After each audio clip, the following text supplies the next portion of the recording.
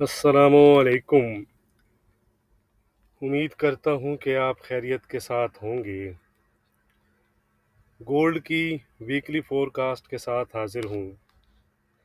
इस वीक 1948 पर ओपन होने के बाद 1938 के लो बनाए गोल्ड ने, लेकिन उसके बाद रिकवरी दिखाते हुए कल यानी फ्राइडे को 1973 के हाई बनाने के बाद गोल्ड ने 1961 पर वीकली क्लोजिंग दी है।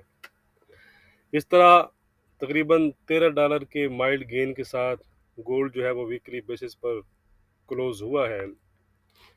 इस वीक गोल्ड तकरीबन आप कह सकते हैं कि एक रेंज बाउंड ही ट्रेड करता रहा, और यही चीज़ हमने लास्ट वीक की वीडियो में फोरकास्ट भी की थी कि गोल्ड जो है वो एफओएमसी से पहले जो है वो कंसोलिडेट या रेंज बाउंड ट्रेड हमें दिखा सकता है। इसको आप काम बिफोर स्टॉर्म भी कह सकते हैं। नेक्स्ट वीक जो है वो अपने डाटा और इवेंट्स की वजह से वोलेटाइल और एक्शन से भरपूर होगा। आप कह सकते हैं कि गोल्ड का ट्रेंड सेट होगा, और गोल्ड के ट्रेंड को यूएस के इन्फ्लेशन नंबर्स और एफओएमसी मीटिंग सेट करेगी। अगर हम देखें तो इस दफ़ा फोरकास्ट ये की जा रही है कि फेड इस दफ़ा रेट नहीं बढ़ाएगा, यानी जून रेट को स्किप करके मज़ीद आने वाले डाटा का वेट किया जाएगा, मज़ीद डाटा को देखा जाएगा, और अगर फिर ज़रूरत पड़ी तो जुलाई में एक स्मॉल रेट हाइक 25 बीपीएस का किया जाता है किया जा सकता है। अब ज़्यादा पॉसिबल चांसेस यही हैं कि फेड इस दफ़ा रेट को स्किप कर दे, लेकिन एक चीज़ अभी भी ऐसी है जो इस सिनेरियो को चेंज भी कर सकती है। वो है यूएस के सीपीआई और पीपीआई नंबर्स। दोनों इन्फ्लेशन नंबर्स वैसे भी क्रूशल रहते हैं मार्केट के लिए। इस दफ़ा ज़्यादा क्रूशल इसलिए रहेंगे कि इनके फ़ौरन बाद एफओएमसी मीटिंग है, तो इसलिए इन्फ्लेशन के जो एक्चुअल नंबर्स हमारे सामने आएंगे वो आप कह सकते हैं कि फेड के डिसीजन पर असर डाल सकते हैं। अब हो क्या सकता है वो हम देख लेते हैं। नंबर वन, जैसा कि इन्फ्लेशन नंबर्स की फोरकास्ट की जा रही है, वैसे ही वो नंबर्स जो हैं वो लोअर साइड पर आते हैं, यानी इन्फ्लेशन डिक्रीज होकर आती है, तो फिर आप कह सकते हैं कि फेड को एक रूम मिलेगा कि वो इस दफ़ा रेट को स्किप करके मज़ीद जो है वो अपने डाटा को और इकानमी को जो है वो एनालाइज कर सके। इस चीज़ को लाजमी बात है कि गोल्ड के लिए पॉजिटिव तस्वर किया जाएगा, लेकिन इसके साथ साथ अगर प्रेस कॉन्फ्रेंस में फेड चेयरमैन इन्फ्लेशन पर कुछ ज़्यादा हमें मुतमिन नज़र नहीं आते और कंसर्न जाहिर करते हैं, और ख़ास तौर पर जुलाई में रेट हाइक के जो चांसेस हैं उनको ओपन रखते हैं, यानी उसका कोई हिंट देते हैं, तो फिर आप कह सकते हैं कि गोल्ड प्राइसेस पर जो एक चेक है वो बना रहेगा। यानी फिर आप पॉजिटिव तो होगा, लेकिन कुछ ज़्यादा आपको आप कह सकते हैं कि ओवर जिसे आप कहते हैं ना, वो अपसाइड जो है वो हमें नज़र नहीं आएगा। यानी इसको आप as a neutral to positive इसको एज ए तस्वुर करेंगे।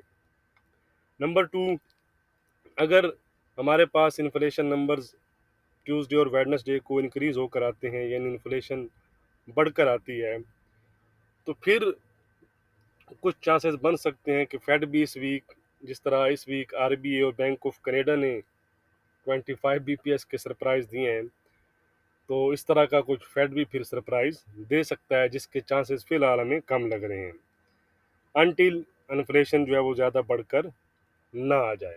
बहरहाल अगर ऐसा होता है तो ये चीज़ गोल्ड के लिए नेगेटिव तस्वर होगी, और गोल्ड में फिर आपको एक अच्छा फॉल भी नज़र आ सकता है। तो ये एक जनरल सिनेरियो थे जो हमने डिस्कस किए हैं।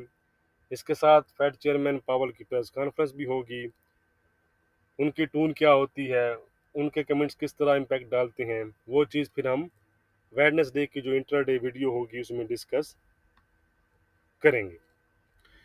तो नेक्स्ट वीक की बात करने से पहले एक चीज़ मैं आपके साथ पहले भी कर चुका हूँ, दोबारा करना चाह रहा हूँ कि जो लेवल्स होते हैं, जो लेवल्स आपको दिए जाते हैं, चाहे वीकली बेसिस पर हो चाहे इंट्राडे पर हो, उनको आप ज़रूर प्ले किया करें विद मिनिमम एसन। ठीक है जी। इस वीक अगर आप देखें तो वीकली लेवल भी हमारे चले हैं, जो एक मैंने आपको रेंज दी थी। इसके साथ साथ अगर आप इंट्राडे वीडियोस में देखें तो इंट्राडे वीडियोस में तो बहुत ज़बरदस्त आप कह सकते हैं कि हमारे जो लेवल्स प्ले हुए हैं और उन्होंने बड़ा अच्छा प्रॉफिट हमें दिया है, बल्कि पिन पॉइंट आप कह सकते हैं कि लेवल जो है वो टच हुए हैं। तो मज़ीद अगर आप एक्यूरेट या मज़ीद पेयर्स के लेवल्स फॉलो करना चाहते हैं, गोल्ड में मज़ीद आप इनसाइड लेना चाहते हैं, तो आप मेरे व्हाट्सएप ग्रुप को ज्वाइन कर सकते हैं।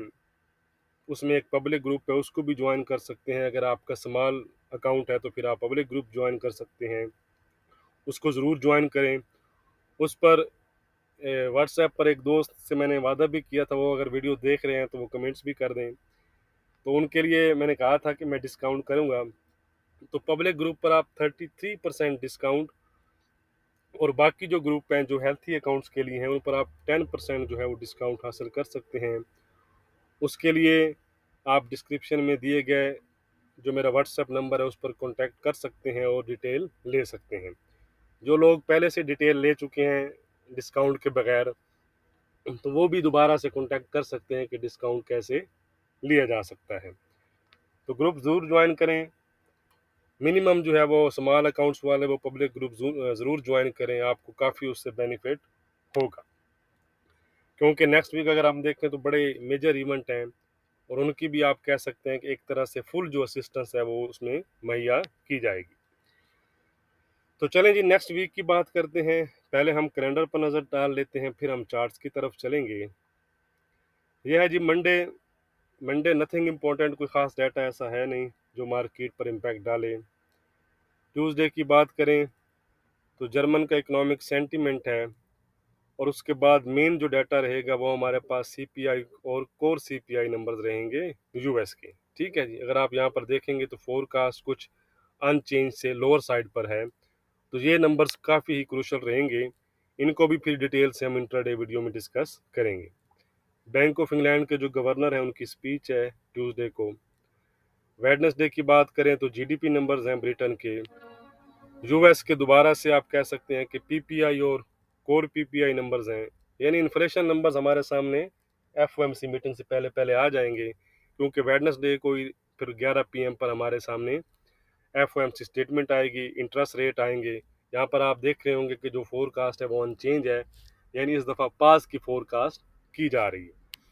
उसके बाद प्रेस कॉन्फ्रेंस होगी, तो ये एक बड़ा मेन इवेंट रहेगा। उससे पहले इन्फ्लेशन नंबर्स जो हैं वो हमें इसके बारे में कुछ क्लैरिटी देंगे। थर्सडे की बात करें तो थर्सडे को ईसीबी की अगर हम देखें, थर्सडे को ये ईसीबी के इंटरेस्ट रेट हैं, इनके आप कह सकते हैं कि 25 बीपीएस की फोरकास्ट की जा रही है कि रेट हाइक होगा। स्टेटमेंट आएगी। यूएस का डाटा भी उस दिन काफ़ी है, retail sales, core retail sales, Empire State, Philly Fed, jobless claim numbers. तो ये सारे नंबर्स जो हैं वो इम्पोर्टेंट रहेंगे। और लाजमी बात है कि ईसीबी की जो प्रेस कॉन्फ्रेंस होगी वो तो आपको पता ही है। फ्राइडे बैंक ऑफ जापान की मॉनेटरी पॉलिसी है, ये भी आपको पता है कि मार्केट पर असर डाल सकती है। और उसके बाद यूएस सेशन में एफओएमसी मेंबर की स्पीच है, और उसके बाद मिशिगन कंज्यूमर सेंटीमेंट और इन्फ्लेशन एक्सपेक्टेशन नंबर्स ड्यू हैं। तो जैसा कि आपने चार्ट पर देखा, सॉरी कैलेंडर पर देखा, कि जो इम्पोर्टेंट डाटा और इवेंट्स हैं और मार्केट को काफ़ी ज़्यादा वो आप कह सकते हैं कि इम्पैक्ट डाल सकते हैं, तो इस पर आपने ज़रूर नज़र रखनी है। ठीक है जी। अब हम चलते हैं जी चार्ट्स की तरफ। सबसे पहले हम डॉलर इंडेक्स को देखेंगे, उसके बाद फिर हम यूएस की 10 ईयर यील्ड्स को देखेंगे, और फिर गोल्ड की तरफ चलेंगे। ये है जी डॉलर इंडेक्स का चार्ट, डेली चार्ट है। अब यहाँ पर हमारी बात हुई थी, अगर आपको याद हो, कि जब तक एक लेवल मैंने आपको दिया था 103 और 102.80 के दरमियान। ठीक है जी। जब तक ये लेवल ब्रेक नहीं करता डॉलर इंडेक्स, तो इस पर जो हमारा व्यू है वो अपसाइड का बना रहेगा। दोबारा से आपका जो टारगेट होंगे वो 104.70 और 105.70 हो सकते हैं, ठीक है जी। ऑन द अदर साइड अगर ये जोन को ब्रेक कर देता है 103 280 का जो जोन है, तो ये दोबारा से 102.10 और 101 तक फिर दोबारा से अपने डबल बॉटम तक जा सकता है। डॉलर इंडेक्स अगर ये वाला जोन ब्रेक करेगा यानी 103 280 का, तो फिर गोल्ड भी आपका 19 70 80 का जो जोन है वो उसका ब्रेकआउट करेगा, तो इस पर नजर रखिएगा। लेकिन फर्स्ट सिनेरियो इस पर हमारा ये है। अब हम चलते हैं जी यूएस की 10 ईयर यील्ड्स। एग्जैक्टली जो व्यू है वो भी बना हुआ है सेम ही। लास्ट वीक भी इसी जोन को टच किया है, दोबारा से बाउंस हुई है, ठीक है। तो अभी भी इनमें जो लेवल रहेगा वो रहेगा 360 का। 360 के ऊपर ऊपर आपने इसको अप साइड पर देखना है, 385 और 4% का टारगेट है।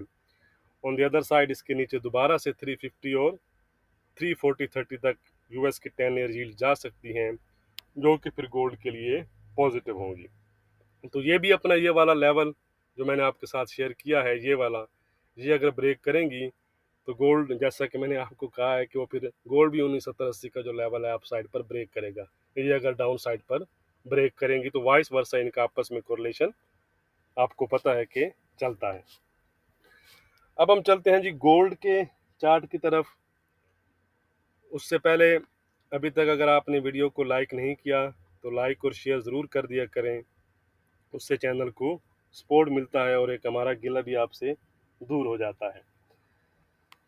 तो लास्ट वीक हमने ये कहा था कि यहाँ से बाय है, यहाँ से सेल है, तो दोनों लेवल आप कह सकते हैं कि प्रॉफिट में रहे हैं।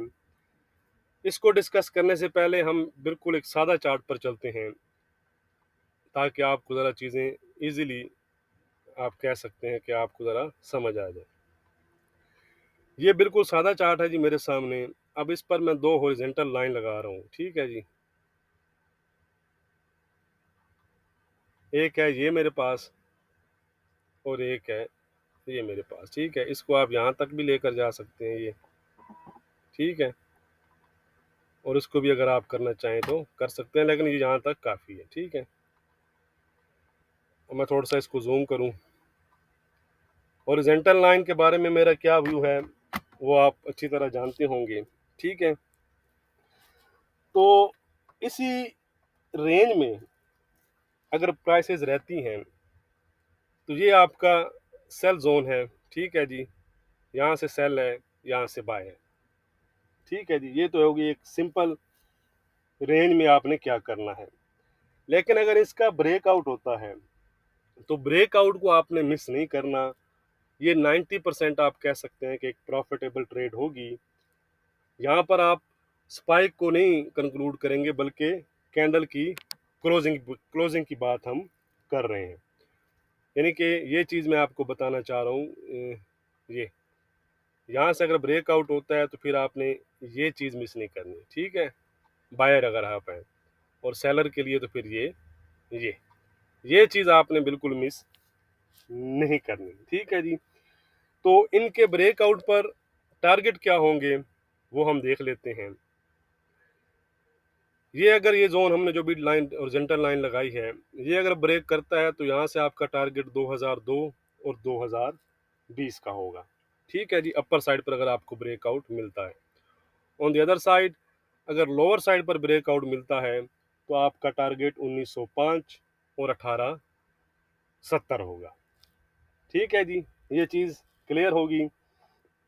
एक और चीज़ मैं आपके साथ क्लियर करता चलूँ कि इस वीक भी मैंने आपको बताया था, दोबारा से बता देता हूँ कि जब तक गोल्ड 1870 सॉरी 1970 यानी ये वाला जो जोन है, ठीक है, ये 1970 80 का, इसके ऊपर क्लोज नहीं होता, ठीक है, तो गोल्ड आपका यानी डाउन साइड पर दोबारा से आ सकता है। गोल्ड में आपको ड्रॉप नज़र आ सकता है 1940 1905 और 1870 का, ठीक है।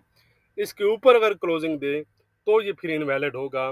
फिर आपको एक अच्छी जो एक रिट्रेसमेंट है वो देखने को मिल सकती है 2002 2020 और इवन 2050 तक की। तो ये बड़ा क्रूशियल लेवल है, इस लेवल को आपने मिस नहीं करना, लेकिन विद एसएल। ओके हो गया जी। अब एक और चीज़ मैं आपके पास एंड पर छोड़कर जाना चाह रहा हूँ, ठीक है। उसका जवाब आपने मुझे कमेंट्स में देना है, ठीक है, इसी वीडियो की कमेंट्स में। अगर आप कैंडलस्टिक पैटर्न फॉलो करते हैं, ठीक है, तो ये आपके पास वीकली में इवनिंग स्टार है और उस पर अब हमारे पास वीकली पर मॉर्निंग स्टार बना है। अब आपने मुझे कमेंट्स में ये बताना है कि इसमें से पावरफुल कौन सा है, यानी ज़्यादा स्ट्रॉन्ग कौन सा है। कैंडलस्टिक पैटर्न जो जानते हैं उन्होंने मुझे जवाब देना है कि ये वाला जो इवनिंग है ये ज़्यादा स्ट्रॉन्ग है या ये वाला जो मॉर्निंग बना हुआ है ये ज़्यादा स्ट्रॉन्ग है। ठीक है, तो आपके जो जवाब है उसका मैं कमेंट्स में वेट करूंगा। तो नेक्स्ट वीक के लिए रेजिस्टेंस और सपोर्ट क्या रहेगी वो हम देख लेते हैं जी। लाइक करना मत भूलिएगा। 2020 का रेजिस्टेंस है जी नेक्स्ट वीक के लिए हमारा 2020 के ऊपर 2050 और 2070 तक दोबारा से जो आपका गोल्ड है वो जा सकता है। On the other side support रहेंगी नेक्स्ट वीक के लिए दो। 1940 एक अच्छा सपोर्ट एरिया है जो इंटैक्ट है। ये अगर ब्रेक करता है तो जो नेक्स्ट सपोर्ट है वो हमारा 1900 से 1905 का रहेगा। ठीक है जी, 1905 के नीचे आप कह सकते हैं फिर गोल्ड आपका 1870 और 1850 तक जा सकता है। ट्रेंड की बात करें तो फिलहाल जो गोल्ड का जो ट्रेंड है वो फ्लैट बना हुआ है। जो रेंज मैंने आपके साथ शेयर की है वो रेंज अगर किसी साइड पर ब्रेकआउट होती है तो फिर उस साइड पर हमें एक अच्छा मूव मिल सकता है। बहुत शुक्रिया।